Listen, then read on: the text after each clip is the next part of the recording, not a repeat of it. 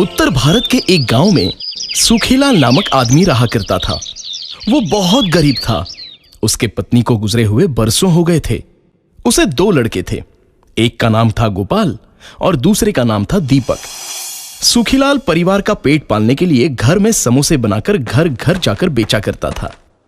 उसके दोनों बेटे सुखीलाल के साथ हाथ बटाकर समोसे बनाने का तरीका सीख चुके थे। सुखीलाल हमेशा चाहता था कि उसके दोनों बेटे पढ़ लिख कर बड़े आदमी बने। पर एक दिन अचानक सुखीलाल बीमार पड़ गया। वो बहुत बीमार रहने लगा। उससे कुछ भी काम नहीं हो पा रहा था। अब घर चलाने की सारी जिम्मेदारी दोनों भाइयों पर आई थी। दोनों मेहनत मजदूरी करने लगे, पर घर चल सके इतनी आमदनी नहीं हो रही थी। साथ में पिता के इलाज के लिए भी तो पैसे की जरूरत थी। उनकी परिस्थिति खराब होने लगी। फिर एक दिन सुखीलाल ने अपने दोनों बेटों को पास बुलाया और कहा, बेटे, मैं तुम दोनों को खूब पढ़ाना चाहता था, पर मेरी बीमारी से सारा सपना मिट्टी में मिल गया। मुझे माफ कर दो। इस पर दीपक बोला, कोई बात नहीं पिताजी, सब ठीक हो जाएगा, आप चिंता मत कीजिए। फिर गोपाल ने कहा, पिताजी, मैं सोच रहा हूं कि आपकी तरह घर घर जाकर समोसे बेचूं। इससे घर चलने में भी कुछ मदद हो जाएगी। अरे वाह, ये बहुत ही बढ़िया आइडिया है। मैं घर में समोसा बनाऊंगा और तुम घर घर जाकर उसे बेच आना। पिताजी को देखकर मैं भी समोसे बनाना सीख गया हूं। दीपक बोला। इस पर पिताजी बोले, ठीक है, जैसी तुम्हारी मर्जी, पर जो भी कमाई होगी वो आप दोनों में समान बांट लेना। जरूर पिताजी। दीपक और गोपाल बोले और वहां से चले गए। फिर अगले दिन दीपक ने बाजार से समोसे बनाने का सारा सामान लिया और समोसे बनाए। तो गोपाल ने वो समोसे लिए और गांव में जाकर बेचने लगा। समोसे ले लो, गर्मा गर्म समोसे ले लो। गोपाल को ग्राहक से मीठी बात करना खूब आता था। लोग उसकी आवाज सुनते ही घर के बाहर आकर समोसे खरीदा करते थे।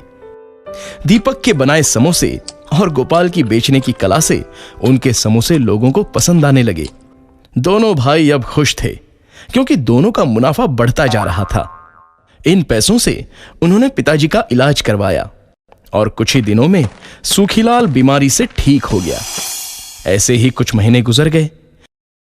एक दिन समोसे बेचते बेचते गोपाल के मन में विचार आया, लोगों को हमारे समोसे पसंद आ रहे हैं क्योंकि मैं ग्राहक से मीठा बोलता हूं। मेरी वजह से ही ये समोसे बेचे जा रहे हैं।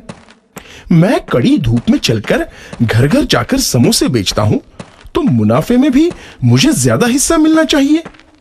क्योंकि दीपक तो घर बैठे ही समोसे बना लेता है, उसे कौन सी मेहनत करनी पड़ती है। शाम होते ही दोनों जब मुनाफा बांट रहे थे, तब गोपाल बोला, दीपक, देखो मेरे भाई, इन समोसों से जो मुनाफा हो रहा है वो सिर्फ मेरी मेहनत से है, क्योंकि मैं दिन भर घर घर जाकर समोसे बेचता हूँ, इसलिए मुझे मुनाफा ज्यादा मिलना चाहिए। इस पर दीपक बोला, कैसी बात कर रहे हो भैया, मैं भी तो बाजार जाकर सारा सामान लाता हूँ। सवेरे जल्दी उठकर आलू उबालकर समोसों के लिए लगने वाला सारा सामान तैयार करता हूँ। मेरे काम में भी तो मेहनत है। इसका मतलब हम दोनों मेहनत समान करते हैं, तो मुनाफा भी आधा आधा होना चाहिए। गोपाल दीपक से बहस करके वहां से चला गया और अगले दिन गोपाल ने बाजार से सामान लाया और उससे समोसे बनाने लगा। लेकिन समोसे बनाने का तरीका उसे अच्छी तरह से पता नहीं था। फिर भी उसने समोसे बनाए। इस काम में उसे बड़ी मेहनत करनी पड़ी और वो थक गया। फिर भी समोसे लेकर वो गांव में घूमने लगा। थकी आवाज में वो बोलने लगा, समोसे ले लो, गर्मा गर्म समोसे ले लो। हाँ, मैं तो आज बहुत थक गया समोसे बनाते बनाते। एक आदमी ने उससे समोसे लिए और खाकर तुरंत बोला, अरे गोपाल, आज ये तुम्हारे समोसों को क्या हो गया है?